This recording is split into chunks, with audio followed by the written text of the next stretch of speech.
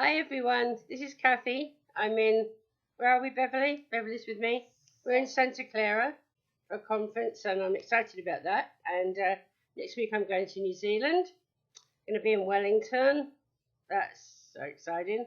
And I'm going to be in Cromwell and I'm going to pop over to about an hour from Melbourne in Australia. So I can't wait to see you, lovely New Zealand duckies and Australia duckies. But I'm going to have a good time here. I'm just going to do the third story and the third thing about water spirits. Now, it's really important that you see the other two videos that I did. I did one, then I did number 2, and this is number 3. So the other two are important first to get a proper understanding of those water spirit things. I said before that water spirits, any deceptive spirits like that, they always obviously lie to you. They're liars. The devil's a liar. So he can really only hook you with a lie. And a lot of spirits lie to you about the grace of God. I mean, they're always asking you to do something. They're always asking you to prove something. They're always asking you to give up something. And it's kind of like proving yourself all the time. But you don't have to do that. That's not the grace of God. And when someone talks to you like that, or something begins to talk to you like that, will you give up this for me? Will you do that for me? Because, Jesus paid for everything, right? He already paid for everything. So he's not requiring your 10 cents worth. That's called the grace of God. Anyway, I'm going to tell you a story because everything the devil does is strategies. Especially when it comes to trying to wreck ministries and churches, he has a strategy. He's not haphazard. I've been saying that all the time. So I'm going to tell you about a very crafty strategy. Because if you run into a problem, it's never just a problem. You have to ask God to show you what the strategy is behind it. And I'm not going to say even where this was, because I don't want to embarrass anybody or anything like that. But this actually happened. And I have a lot of stories like this, so maybe you can track this with me, how this spirit worked. I was asked to go somewhere. I actually was in Alaska. I don't want to be too vague. Several years ago now, quite a few years ago. And when I got there, the town I was in was very, it was like confusion and like deathy and fearful. It was very, I would say confusion mostly, and like a deathy kind of spirit. So, I asked what had happened there, and the pastor that was there at the time, he told me the story. He said the pastor that was there before him, he was a young man in his 30s, and he had come recently into the prophetic movement, so he was kind of going along that way, but he didn't, from what I gather, have a lot of experience really, just was coming into these things. So one day, apparently, this first pastor was down by the water, the ocean, and he saw a black horse come out of the water. And he felt that God was going to call him home early, and he was going to be a seed to fall into the ground and die. Well, he did tell people this, and people were confused because he's just come into the prophetic movement, and now God's going to take him home, and so there's confusion. Well, he kept saying that, and several months later, he was at the airport going out to go somewhere, and he suddenly died for no apparent reason. He just was at the airport and died. That was it. And so, it was kind of like a prophecy fulfilled, and it left a lot of confusion, of course, and there's a deathy kind of spirit there. So the pastor I was with the second time, I said to him, God doesn't send spirits of death after people. And why would he take him home when he just brought him into the prophetic movement? God doesn't send spirits of death out of the water. That was a water spirit, and that was a spirit of death. And he misinterpreted it and thought it was God. See, God doesn't ask you to make sacrifices that Jesus already made. The will of God is in your heart and it's delightful. I'm not saying everything's easy, and you do give up some things, but God's no man's debtor. What God,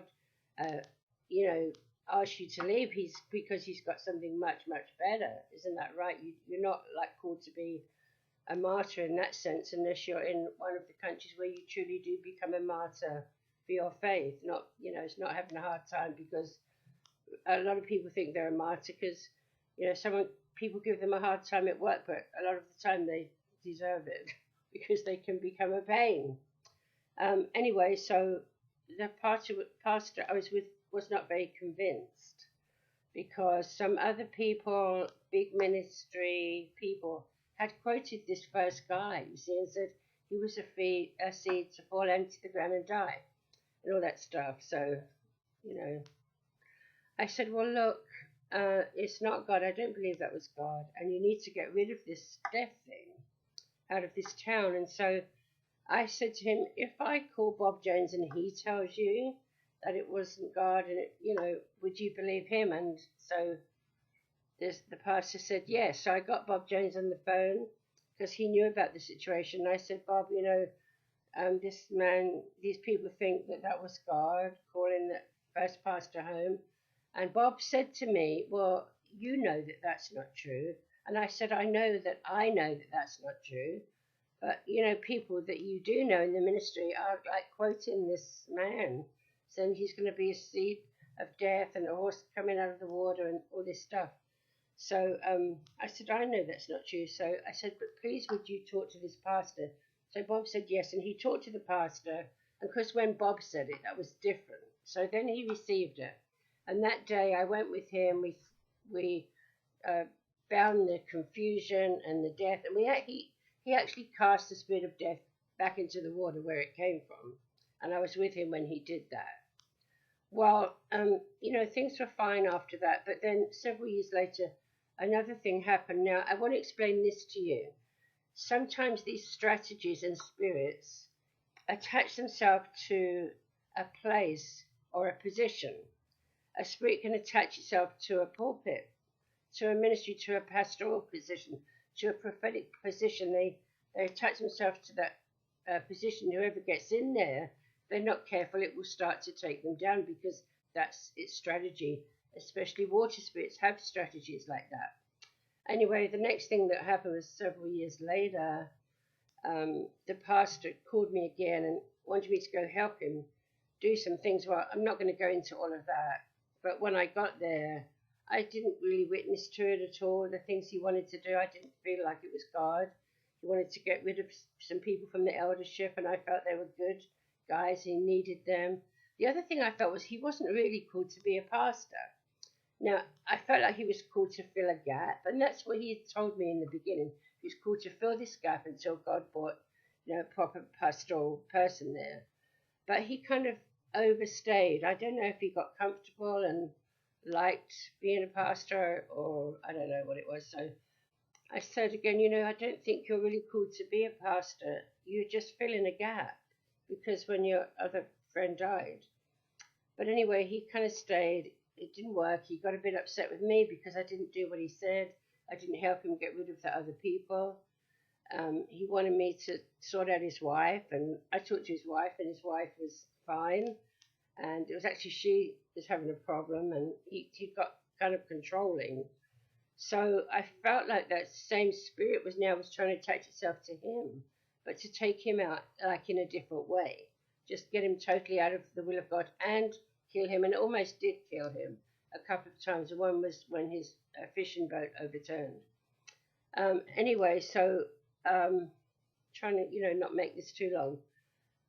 I said what I thought. I said, you need to build up your business and kind of get out of the way, really, and leave the eldership alone and leave your wife alone. I'll sort that out with her. Anyway, so he was a bit upset with me. In fact, he was very upset with me because I didn't do what he said, but I just couldn't. So you can't, if you don't feel like it's God, can you? Just can't do that. So I didn't hear from him, or I never attempted to contact these people at all for several years. And then I found out that he actually did make a big mess, and I don't want to go into all those details either. It was just a huge mess, and some of it was to do with some morality. But anyway, his wife left, which I knew she probably would sooner or later if things didn't get squared away. He actually got kicked out of the church and almost nearly died too of cancer. Anyway, sometimes I have a dream, and like in a dream, I'm always walking along the beach with someone and holding their hand. I know who it is. And I know that there's gonna be a season I'm gonna walk them through something or help them walk through something. So I tried to help him, and I every day I was texting, emailing, trying to walk him through this place because he lost the church, he lost his business, he almost lost his life, he lost his wife, he lost everything. So I'm trying to, I knew what it was. I knew it was water spirits trying to just take him out. So I walked, every day. My husband would get a bit fed up with me texting. I was trying to watch a movie and texting, how your husband gets. So what happened in the end was I kept on, and till I got this guy's pastor to a place, ex-pastor he was now, where he would agree to go and see some apostolic people in Alaska.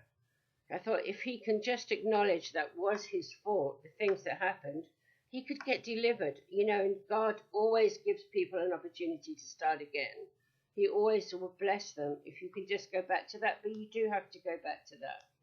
And so eventually, he said to me, I think really it was my fault. And I thought, that is great because now he can get delivered. So I made an appointment for him to go and see some apostolic friends of mine and to pray for him. And I was just so excited. And I made this appointment. He went there to talk to them. And, I was waiting for the phone call in the evening to say he got all delivered and everything. Well, guess what?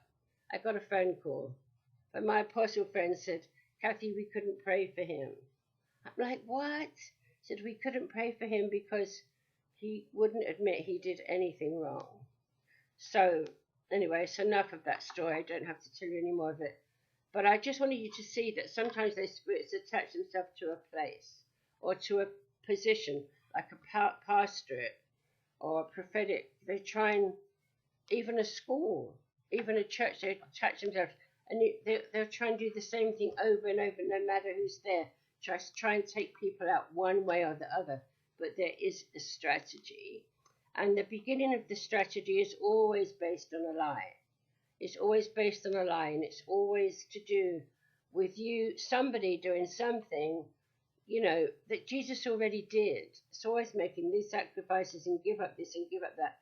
See, God never asked him to give up his job or anything like that, or his business. He asked him to fill in, and he just went on. If you've got questions, you can email me, kathywalters@mindspring.com, because I can't tell you the whole story now, obviously, because I'm on a fairly public video. I just want you to be aware and make this last thing video because we're not dealing. It says we wrestle not against flesh and blood, but principalities and powers and spiritual wickedness in heavenly or high places. And the high places sometimes are in the water. It's not, it doesn't say, what's that spirit, Beverly? The one that lives in the seas. Leviathan. It doesn't say that Leviathan lives in the middle of the sea of humanity. It doesn't say that. He lives in the oceans. He lives in the sea. He's a major, major water spirit. So I hope this helped you a bit, maybe understand some situations. Sometimes you have to discern the whole thing. You can't just try and, cast out a few demons. You have to discern the strategy. That strategy was attached to that pastor. It took out the first pastor. Actually took out the second one. And the third pastor, he knew all about it, so he knew what to do and deal with that whole situation. So I hope that's helped you a little bit.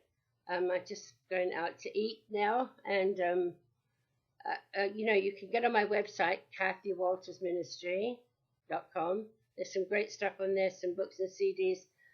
There's a booklet called The Witch Doctor and the Man, which is Bishop Kenko's testimony. He was trained under the ocean for 11 years before he was saved. He was a fourth generation witch doctor. And there's another one called Marine Spirits, and there's a one on there by Dr. Debo Daniel. And you know, you can email me. Please watch the other two videos because they have some more information about water spirits. And I've got some about false responsibility, false yoke, other kinds of religious spirits too. I have got, now I know, you know, a lot of people listen to me, you've never been under control or anything like that. But if you have, I have this little book, it's called Elitism and the Spirit of Control, and it's how control comes into a church. You're supposed to be controlled by the Holy Spirit, not by anybody else. So control can come in, and it usually comes in through elitism. So that's how that works. You can download this book. And I have a new book.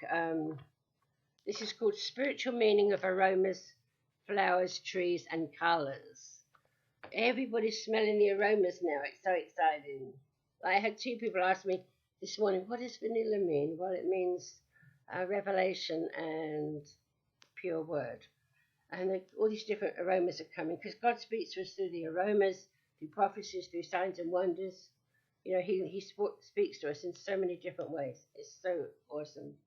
So go to my website. You know, if you like Irish music, we've got Fireland. It was recorded live at a Celtic conference in Belfast. It's awesome if you like Irish music. And maybe I see you soon and somewhere. You can get on my mail list. I have some good mail things I send out. And okay, I hope this is going to come out good for you. And I hope you get a blessing and at least understand something. Bye. God bless.